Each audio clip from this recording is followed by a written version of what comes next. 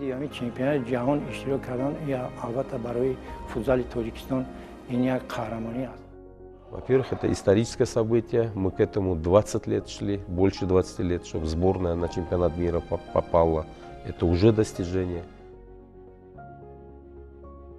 Баргардин соли 2014 ман дар гумонам надоштам ки сарнавити мунтахаб мешавам ва мо ба чемпионати ҷаҳон роҳ мебаранд. Афсона буд. саъи кӯшиши зиёд мекардем ки дар ҳар бозӣ кӯшиш кунем ғалаба кунем ва мухлисони худро шод гардонем.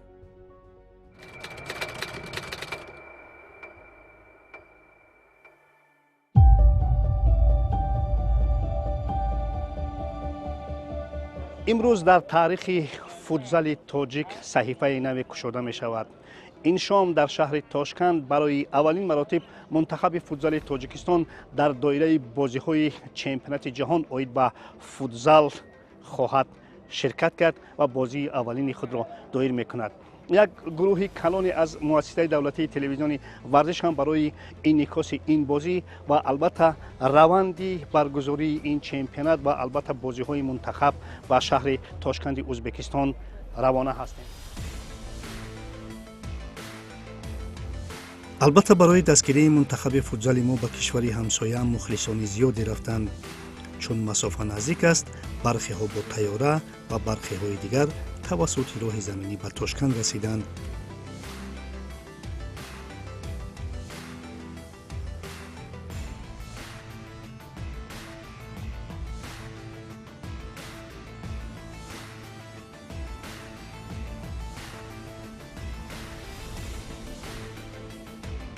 рӯзи 16 сентябр бозии нахустини мунтахаби мо бо Марокаш баргузор мешуд ва чун мо низ ҳамон рӯз аз душанбе ба Тошканд паридем, мустақим аз фурудгоҳ ба Хумо Арена макони баргузории бозӣ рафтем.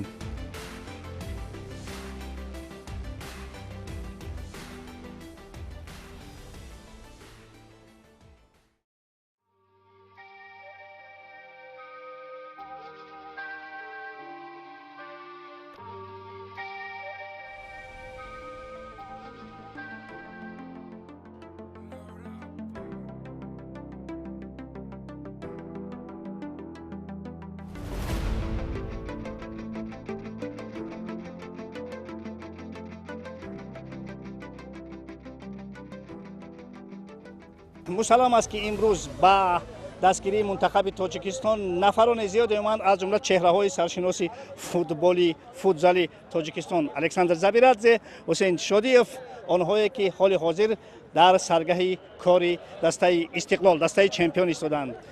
Что ожидаем от матча? В первую очередь, да, хочу поздравить, всех поздравить, потому что первый раз, да, Таджикистан участвует на мире, это большой праздник для всех. И хочу поздравить и ребятам, хочу пожелать удачи. Сегодня серьезная игра.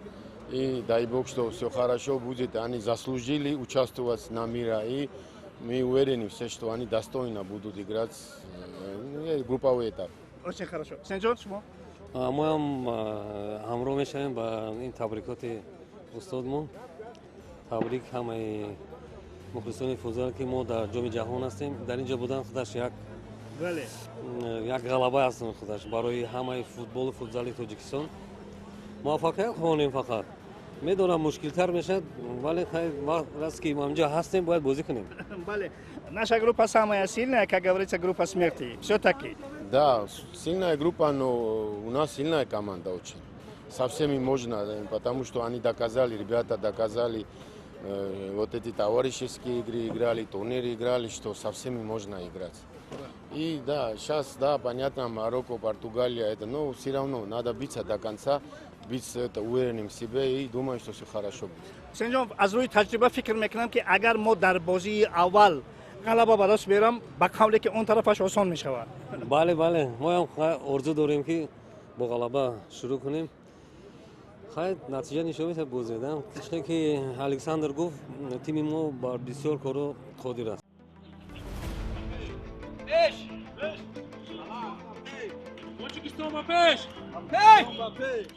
ما یک صحبت داریم با یکی از چهره‌های شناخته‌ای که فکر میکنم برای معرفی نیاز ندارند. اگر ما زکاوا بودیم بلد کنیش نه. Ну, что за вопрос, конечно, Таджикистан. Таджикистан по пеш. Тоджикистон ба пеш. Albatta. Чё можно ожидать от игры? Ну, я, конечно же, жду, во-первых, хорошую, красивую игру и победы, конечно. Я искренне хочу, я все оставил, приехал поболеть вот, за друзей. Сейчас я на улице увидел всех друзей, вчера видел, с Таджикистана многие приехали, вот сейчас на трибуне, я их вижу, они меня не видят пока. Ну, конечно же, у меня вот здесь вот Таджикистан, так что я буду болеть за Таджикистан. Вопросов нет. Наблюдаете за таджикским футболом? да, Конечно, конечно. Я часто бываю, приезжаю на кафу, приезжаю со всеми, вижусь. Всегда мы на телефоне как бы созваниваемся со всеми.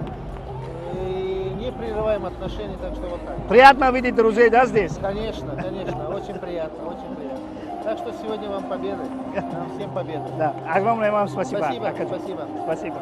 دوستان عزیز عثمان تاشف سابق سرمربی منتخب تاجیکستان البته برای دستگیری این منتخبی ما اومدم امیدوار هستیم که ما همه یک جایه منتخب رو دستگیری میکنیم و به پیروزی میرسیم سلامت باشین تشکر از شما Selamat olsun. Volume has turned up with Tajikistan taking to the field for this intriguing matchup against Morocco. البته گروه ما به قول گروه مرگ بود و برای منتخب ما که یک منتخب نوکار این چمپیونات بود این بازی ها به آسانی دست ندادند. دقیقه های اول بازی و سر یک اشتباه گل یکم وارد دروازه فیروز بیگمرودوف شد. شاید همین گل زودکار اندک اراده فوتبال بازان ما را شکست. بچه های ما در عموم توانستند یک مقاومت خوبی را در قبال چمپیون قطعه افریقا نشان دهند.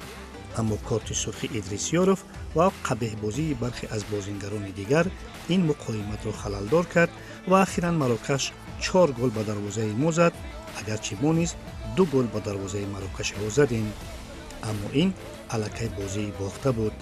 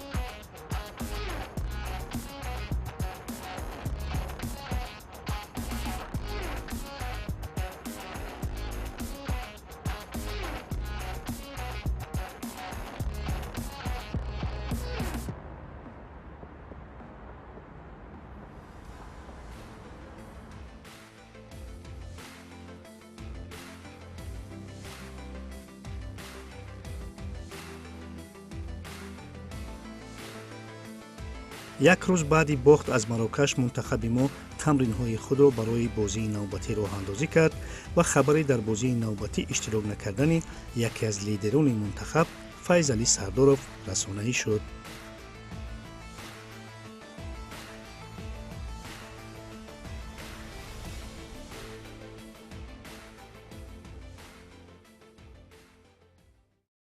امروز ما انتظار داریم که بچه‌های ما بازی خوب نشون میدهند بر مقابل یکی از دسته‌های پرقوت‌ترین دنیا دسته پرتغالیا برد کنیم نقض مشدود لیکن مساوی کنیم هم برای ما بهتر برای بچه‌ها برار خواهانیم در این بازی.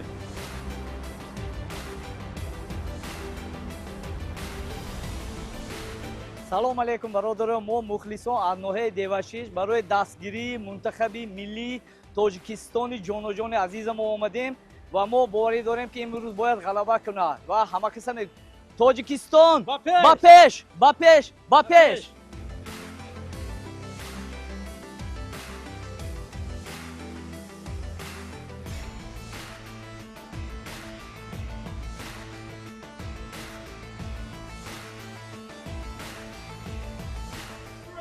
هر کجایی که منتخب است، هر کجایی که دسته های تاجیکستانی هستند، سعدی با گروهش البته آنجاست و تشکند هم استثنا نیست.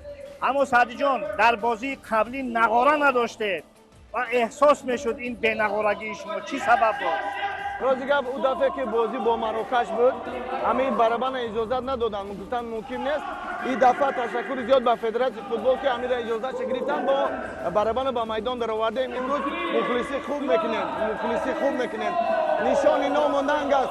ضربه هر نفرتون عالم افتخار است. هر گل و هر ظفرتون ما به شما باوری کامل داریم. فوتبال بازان میدانزیب تاجیک.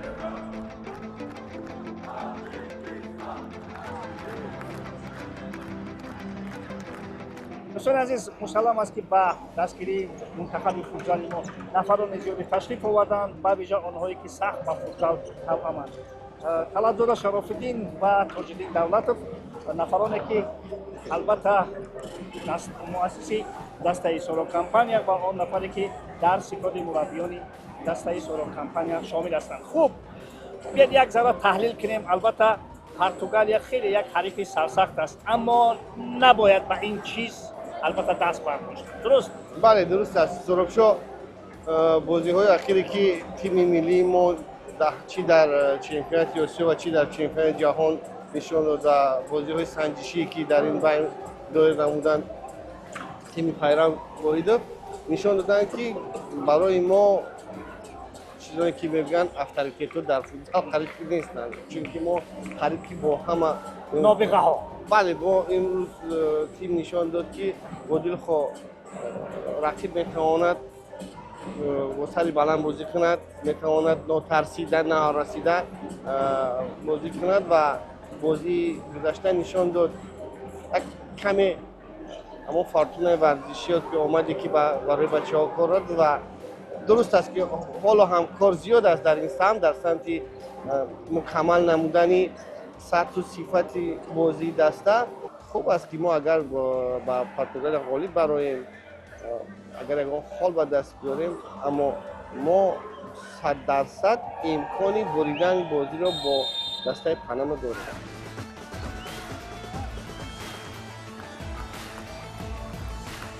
بسیار باعث افتخار است وقتی که در میدان آنهای شرف فوتبال وطن را حمایت میکنند که دست پروران تیم شما هستند، تربیت دیده های مکتب سورو کمپانیا هستند. البته خیلی بچه‌ها که هدف مانده بودن و مقصد رسیدن که عبوری وطن است که در جام جهان بازی میکنیم. مهنت 10-15 ساله است. ما میفخریم. دسته پرتغال بازی میشد امروز و رقیب سخت است. بچه‌ها باوری داریم بازی خوب نشان میدن.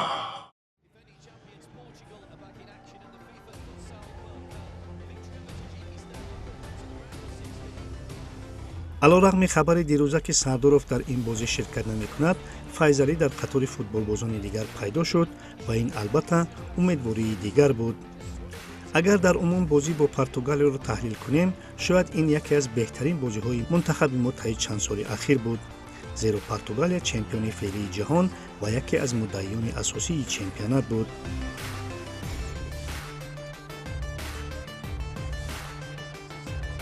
قسم اول بازی برای منتخب ما چندان باورانه نبود، اما در قسم دوم به ویژه در فرجام پیرو واحدov یک بار دیگر حرفیت خود را همچون مربی نشان داده شاگردانش ثابت ساختند که به این چمپیونات همچون سیاح نآمدند. گلی در دقیقه های آخر زده بختیار صالح باشد ما را خیلی دلگرم بازی بچه ها کرد. شاید اگر همگی یک دقیقه دیگر فرصت می بود منتخب ما این بازی را به مساوی می بود. اما پرتغالیا نظام سخت دفاع دارد و این را یک بار دیگر در این بازی نشان داد. اکنون ما 2 باخت داشتیم و همه امید و بازی آخرین که با پاناما در شهر بخارای شریف برگزار میشد مانده بود و بس.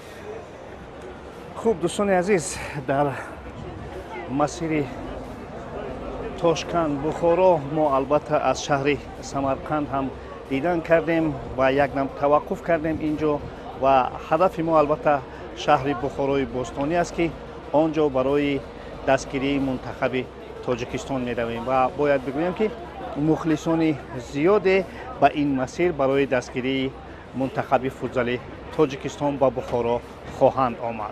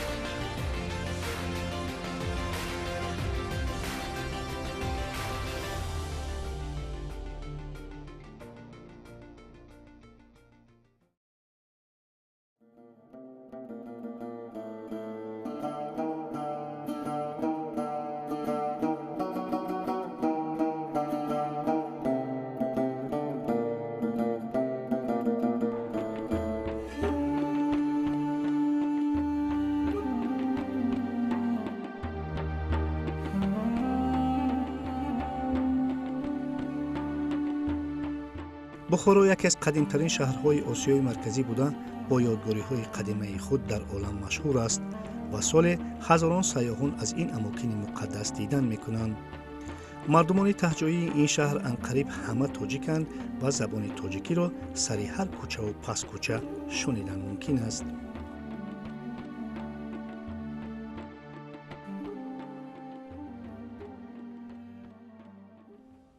ما یک روز پیش از بازی منتخب تاجیکستان به شهر بوستانی بخارا آمدیم و البته از اماکن مقدس این شهر قدیمه دیدن کردیم و چون یک تاجیک اصیل آمدیم سر اول به زیارت مقبره شاه اسماعیل سامانی و امیدوار هستیم که فردا روح پرفتوح شاه اسماعیل سامانی ما را در بازی بر مقابل حریف سرسخت خود پنما البته کمک خواهد کرد. با اون خاطر آمدیم که تیم منتخب تاجیکستان رو دستگیری کنیم و غلبه رو به تاجیکستان بریم. امروزه تمانیات ما مخلصان تاجیک از تیم منتخب فوتبال تاجیکستان همه وقت غلبه رو انتظاریم برای اونکه امروزه نتیجه بازی از نوبسته از 1-0 یا 2-0 یا 3-0 4-0 این چیز برای ما بهاد مهم است. از گروه ما باید امروز برایم غلبه کنیم.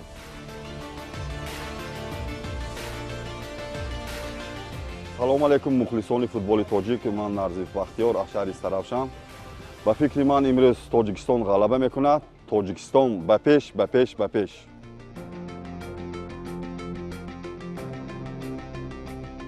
салому алейкум, ман сиёвуш каримов ҳастам, мухлиси дастаи тоҷикистон ва мо имрӯз ба шаҳри бухоро омадаем то ки дастаи худро дар инҷо дастгирӣ кунем. аз имрӯза бозӣ мо интизор ҳастем ки тими тоҷикистон бар тими панама ғолиб хоҳад шуд ва интизорам ки бозӣ бо ҳисоби 3-0 бар нафи дастаи мо анҷом хоҳад шуд ва мо аз гурӯҳ мебароем, аз гурӯҳи худ мебароем ба даври дигар. пеш аз ин мо дар шаҳри тошканд будем, ду бозиро дар он ҷо тамошо кардем ва аз бозиҳои тими миллии худ ҳаловат бурдем. бовар кунед, бовар нокарданист ки мо дар он ҷо бар монанди дигар дастаҳои ҷаҳонӣ бо онҳо баробар бозӣ кардем ва аз ин бозиҳо ҳаловат бурдем ва ин аст ки мо имрӯз низ ба бухоро омадем ва дастаи худро дар ин ҷо дастгирӣ хоҳем кард.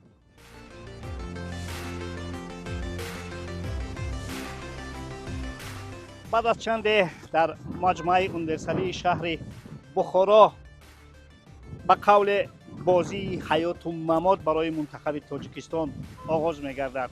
ما در بازی سیوم دور گروهی با پنما بازی میکنیم و در صورت غالبیت میتوانیم که به دور پلی آف راه خط بگیریم و با این امیدواری همکنون مخلصان زیاده برای دستگیری منتخب تاجیکستان به این ارینه محتشم آمدند. ما هم البته باوری داریم که بعد از این با تعب بالیده البته باز با مخلصان صحبت هم خواهیم داشت. албатта дар қиёс ба тошканд ки ба душанбе наздиктар аст барои дастгирии мунтахаби мо ба бухоро андаке камтар мухлисон омаданд, зеро масофаи миёни тошканд ва бухоро 560 километрро ташкил мекунад. аммо зиҳӣ ва офарини мухлисон ки омаданд ва мунтахабро дастгирӣ намуданд, зеро ҳама боварӣ доштем ки мо бар Панама пирӯз мешавем ва дар қатори 4 мунтахаби беҳтарини ҷои сеюм гирифта ба марҳилаи дигар меравем. воқеан чунин имконият хело фарох буд. имрӯз мо мухлисони дастаи футзали тоҷикистон аз шаҳри душанбе ба шаҳри бухоро омадем то ки дастаи мунтахаби худро дастгирӣ кунем ва ба роҳи дигар роҳ ёфтанаш муваффақият хоҳонем ва орзумандем ки давлати мо метавонад ки худро нишон диҳад ва ба қуллаҳои баланди варзишӣ дар соҳаи футзал расад. Тоҷикистон ба пеш! мо барои дастгирии тими миллии футзали кишвар озими шаҳри бухоро шудем. имрӯз дастаи мо бо дастаи Панама бозӣ мекунад ва мо умедворем ки тими миллии мо дар ин вохӯрӣ ғолибият ба даст меорад ва ба даври дигари мусобиқот роҳ меояд. ба ҳайати мураббиён, ба ҳайати бозингарон дар бозии дар пеши сода барори комёбиҳо таманно дорем.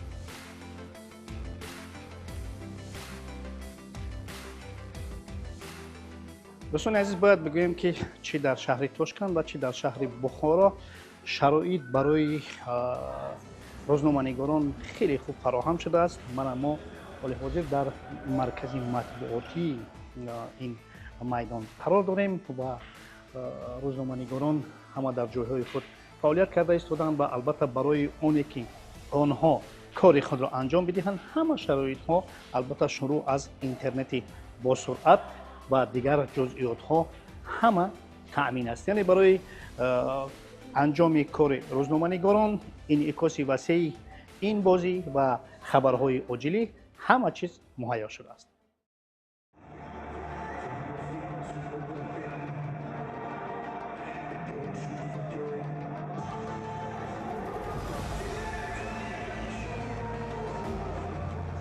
дар оғози бозӣ умеди мо барои роҳ ёфтан ба плей-офро Некрӯз Али Маҳмадов дучанд кард.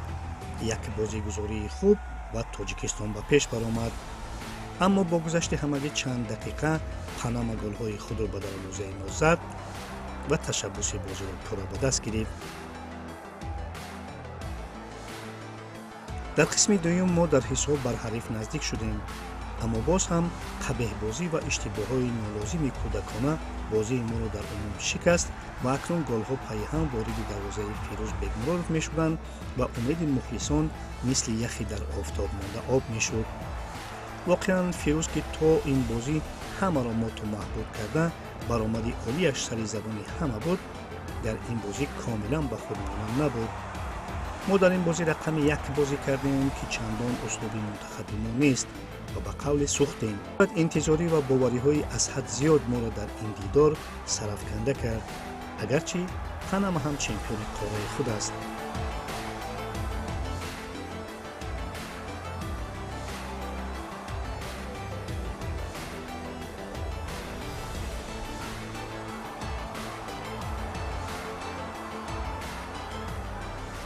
албатта дар умум ягон фоҷиаи бузурге рух надод. ин гуна таҷрибаҳо дар футбол зиёданд. ҳама баландӣ аз пастӣ манша мегирад ва муҳим мо барои аввалин маротиб дар ҷоми ҷаҳон ширкат кардем. дигаронро дидему худро нишон додем. дар ин гиридор муҳим як чиз аст. мо бояд ширкат дар чунин мусобиқоти фароҷаҳониро ба одати ҳамешагии мунтахаби худ табдил бидиҳем.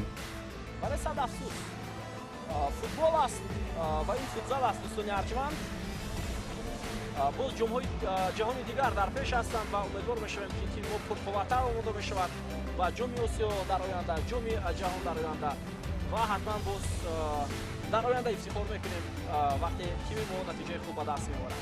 вале ҳоло ҷоми ҷаҳон бидуни пирӯзӣ, бидуни имтиёз барои дастаи мо ҷамъбаст мешавад. сеҳатманду пирӯз бошед дӯстони арҷманд. футбол ва футзалро ҳамеша дӯст дорем. хайр.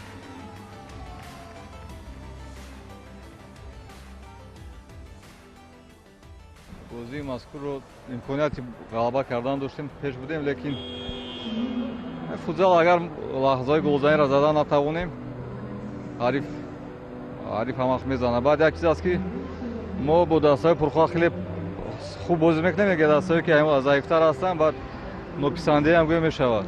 Нописандӣ мекунем, барои ҳамин натиҷа мехир шуд.